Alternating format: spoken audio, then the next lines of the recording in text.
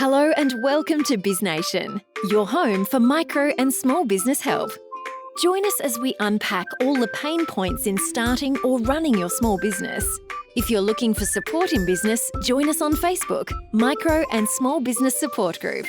Your host, Kerry Zarb, brings you discussions, interviews, and many hints and tips to get you all set in your business. So sit back and enjoy as we launch into today's episode. In today's episode, we have two powerful women in business that actually launched just before COVID-19 pandemic hit our great nation. Talk about a massive time to start a business, yet together they have navigated their way through this difficult time, supporting each other and growing their network of business buddies all around the world. Sheeta operates Dental on Demand, a Sydney-based mobile oral health service that visits childcare centres, corporate workplaces and also conducts home visits. And we also have Jackie from Senior Dental Care, also a Sydney-based mobile service who is making dentistry available to our dearly loved and vulnerable aged care facility residents. Together, these two amazing oral health therapists are not only making dentistry accessible but affordable and striving to bring dental education to all age groups. Thanks, ladies. Thanks for joining us today. And I think we'll kick off with just a real general question for you guys. And I wanted to ask you both, what has been the hardest thing about trying to start a business? Thanks for having us here, Kerry, today. It's great. I think it was just very overwhelming, not knowing who to contact, where to start, what to do, what needed to go first. And I guess just not really knowing who to contact and who were the best people that I needed to get information from. And the knowledge that I just didn't know. I'm not a person who generally doesn't know things, and I try to research as much as I can to get what I need, but it was really difficult. So that was probably my hardest thing. Yeah. How about you, Jackie? Yeah, I was the same. I mean, you don't know what you don't know. But for me, essentially, I'm quite comfortable in the clinic. I'm comfortable on the tools, so to speak. But for me, it was very much the accounting side of things. I felt out of my depth in terms of, the tax man and BAS statements and GST and cash flow. Like, they were the things that I really, really didn't know about. So they were the things I was scared about before starting. Yeah, fair enough. And I guess we all go through different processes when we start our business, and everyone has those few little pain points. I think accounting and cash flow and stuff is probably almost the highest on the list at all times, and a lot of people struggle with that. How have you guys found that now that you've been operating for a little bit? Are you more comfortable in that space, or are you still learning?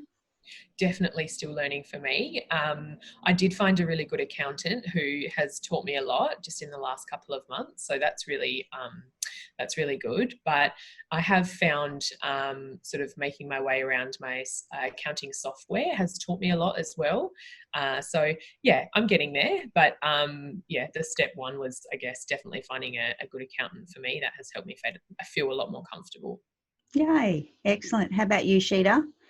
I guess I'm definitely still learning. I don't know everything. And I guess once it comes to that stage, my first couple of BAS statements and things like that, I'll definitely realize how much I actually don't know again. And I've had a couple of really, really good contacts, you included, where I've been able to contact them, just ask what I think are very stupid questions. And yeah, as Jackie said, a good accountant, and I think some good contacts that have businesses that I can sort of ask some questions to has been really, really helpful, but definitely still learning. And I think we'll continue to still learn. Yeah.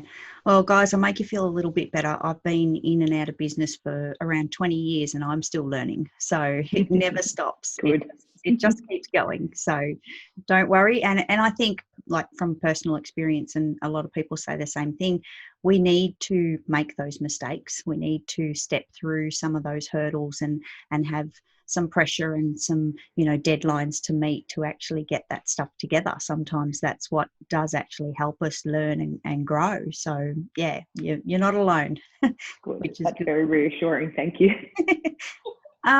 So what's something, and it's still early days for you both, but what's something that you know now that you wish you had known at the start? What's a key piece of information that you probably can think back to now and go, if I had known that, it would have been, you know, so much better?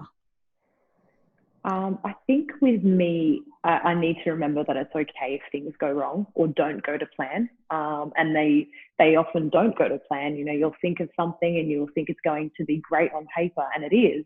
But when you actually put it into practice, there's always things that you haven't thought about, and things do go wrong. And I think they're just stepping stones to get where I need to be and where I need to learn more. So it's okay to have things go wrong, is what I wish I knew before. How about you, Jack? Yeah, I noted that it was okay not to know everything at the start, like we just discussed. So learning along the way is okay, and I think that's hard for us, Sheeta and I in particular. Well, being dental professionals, we work evidence-based. We know it's going to work. We know what the science is, and we follow that. But in business, it's sort of like a big trial and error, and we're not used to that. Yeah, lots definitely. of risks. Yeah, exactly. And you guys have been so comfortable in your industry for so long that, you know, this was a big challenge. Like I could see this, you know, you've really stepped out of the comfort zone and you've really taken, you know, pretty brave steps to actually go into business, which is, you know, if you've been a qualified professional for some time, it must be so daunting, you know, like to actually make that move. I think personality-wise, Jackie and I are very similar in that we have that goal and we want to really achieve it. And so it's been nice to have Jackie to lean on as well, who's going through very similar type of business model, very similar goals. And so that's been really good and helpful, but it's definitely been a challenge. Awesome. Yeah. And I think it's great that you've had each other to lean on for that, you know, extra layer of support as well. So that's fantastic. So ladies, dental professionals, what's the biggest challenge in oral health at the moment? Well, I've got two sort of, I took two aspects, I guess, to that question. I think for me, well, I think that affordability of dental treatment and also access to dental treatment are huge issues in our area. She has written the same things, I think. So yeah, that was one sort of path that I took answering that question. And also like clinically, I guess, decay and gum disease would be the other two. Yeah. Definitely. Yeah, I definitely agree with both of the points Jackie made. Accessibility is massive. You know, there's so many Australians that can't access good oral hygiene or can't access a good oral professional or don't know to. And I guess that's one of the biggest things. So I guess the other thing is education.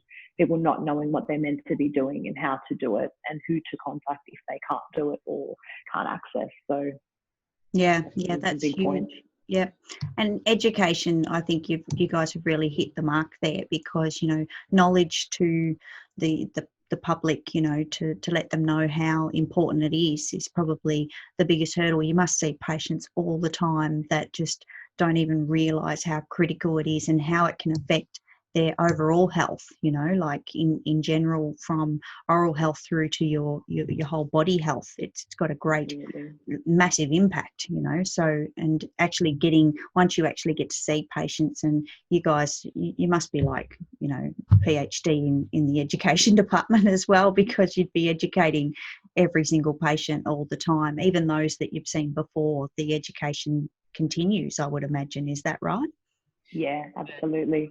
And the other thing is, things that we think are quite common knowledge aren't common knowledge for everyone. You know, we know to brush twice a day. We know to floss. We know that a lot of sugar isn't good for your mouth, and along with everything else. But a lot of patients don't know those things and don't know what they need to be doing. So even just the things that we think are quite the basic skills aren't maybe not, you know, known to a lot of people.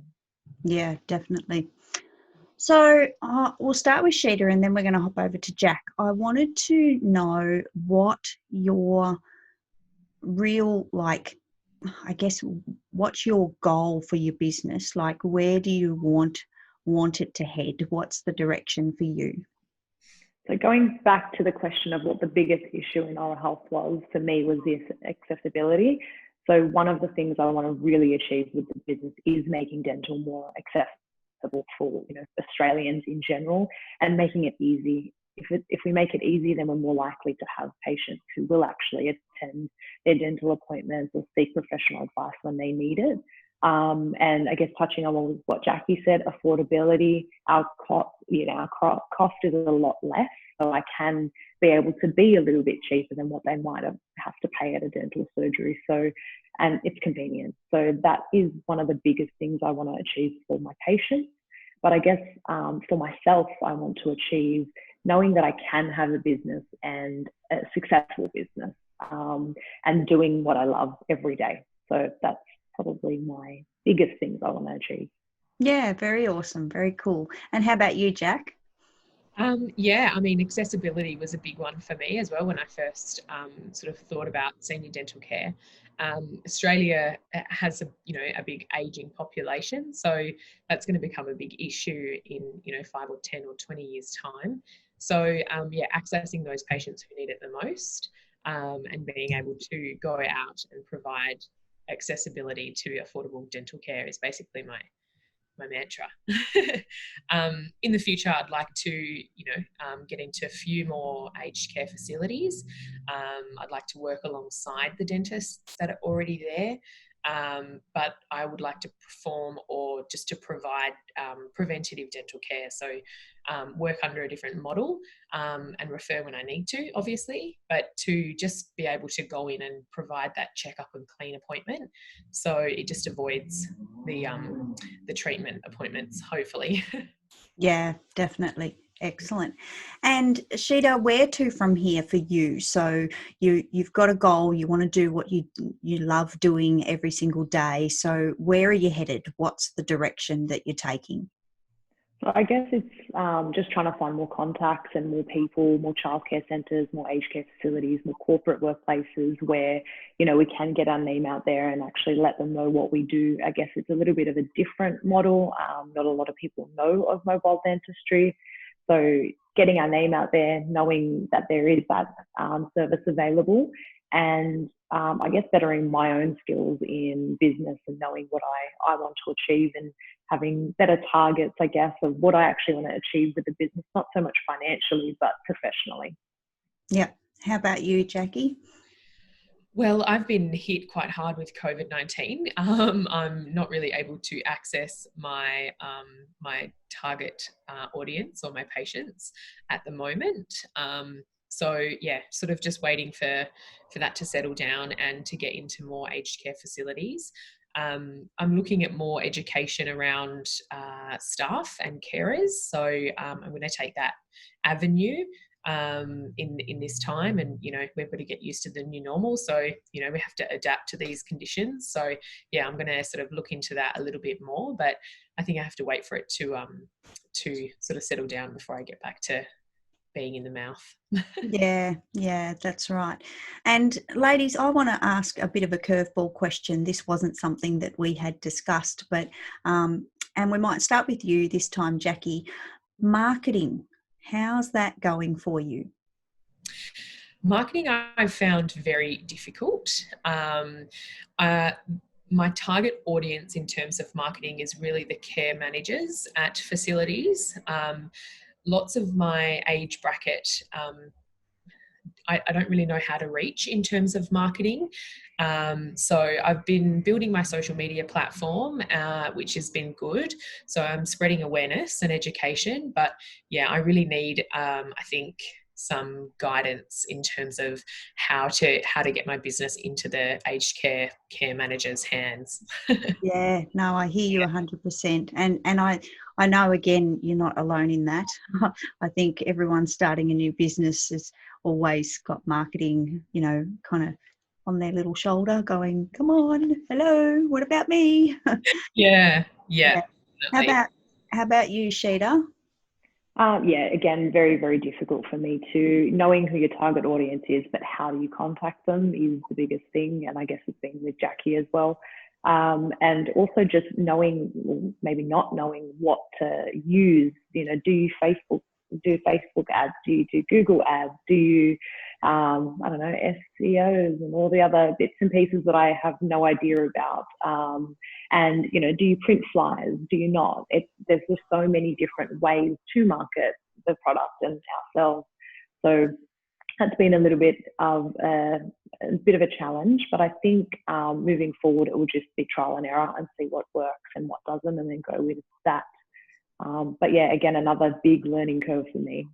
Yeah, it's funny because at the start of the show we talked about, you know, accounting and finances and that type of thing, but marketing's like right up there as well. Like I think I agree. It's huge, you know, and I think we're all in that same basket at the beginning. Like, we might know who our client is, we might know who the target audience is, but how do we get to them? You know, how do we actually reach them? How do we let them know that we're here is really a very big challenge for a lot of small businesses. So yeah, again, not alone. So ladies, I wanted to ask you as well, and I ask all of my guests that come on the show, what's a positive takeaway for you from COVID-19? It's been such a horrible time for everyone, and everyone's feeling it right across the nation, but what's something that you've found to be a positive for yourself out of COVID-19? It has been a negative time for a lot of people, and you know, I really do feel for a lot of the businesses that have suffered. I think one of the positives that I can take away, it gave me the time to actually spend on my business, where the surgery that I work at was closed for 2 months, and I had 2 months worth of time to up my social game, you know, learn some things about social media and Instagram and the things that I had no idea about. You know, do some ATO type of things on their website and some courses, and just learn a little bit more, fix up my website a little bit. So that was my positive that I took away from it, and just creating some goals of what I wanted to achieve after this COVID period. Definitely. How about you, Jack?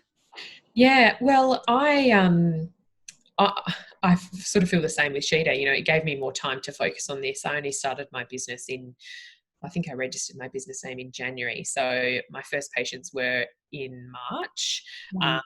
So very new. And like you say, you know, always learning. And when you dive straight in, you sort of tend to drown a little bit to begin with. So I was sort of in that period, but it was good that I had a lot of time off and a lot of time to sort of write down a few things that I needed to focus on and to learn about.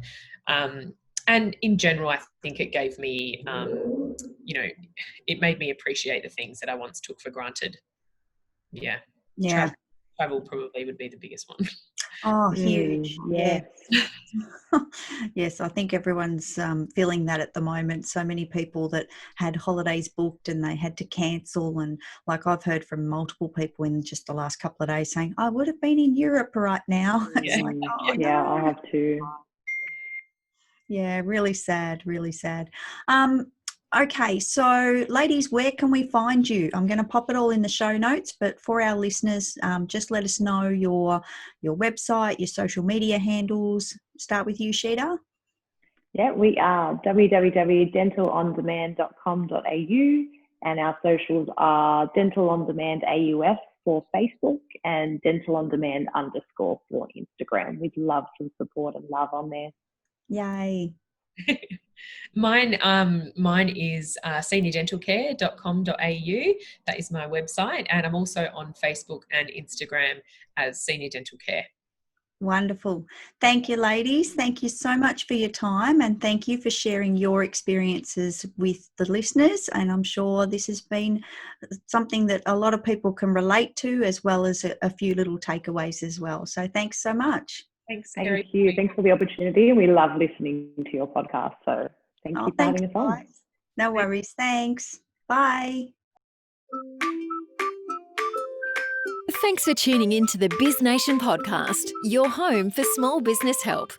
If you're looking for support in business, join us on Facebook, Micro and Small Business Support Group. You can find the link on our website, biznation.com.au. Tune into future episodes for more discussions, interviews, and many hints and tips to get you all set in your business. Until next time, stay safe, stay well.